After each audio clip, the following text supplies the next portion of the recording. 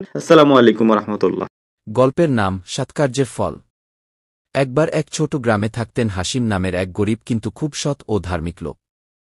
তিনি প্রতিদিন ভোরে উঠে নামাজ আদায় করতেন, কুরআন তেলাওয়াত করতেন এবং তার সামান্য উপার্জনের একটা অংশ গরিবদের দান করতেন।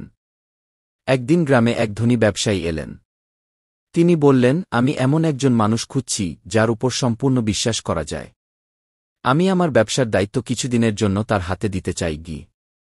অনেকেই এগিয়ে এল, কিন্তু ব্যবসায়ী সবাইকে কিছু প্রশ্ন করলেন।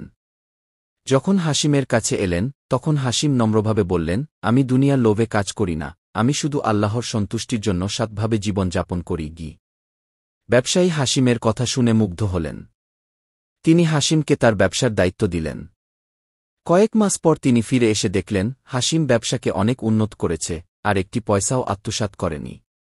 ব্যবসায়ী বললেন, তুমি আল্লাহর ওপর ভরসা করেছিলে, আজ আল্লাহ তোমাকে তোমার সৎকার্যের পুরস্কার দিয়েছেন। এরপর তিনি হাসিমকে তার ব্যবসার অংশীদার বানিয়ে দিলেন। শিক্ষা: আল্লাহর ওপর ভরসা রাখা, সৎ থাকা এবং পরিশ্রম করলে আল্লাহ নিশ্চয়ই উত্তম ফল দেন।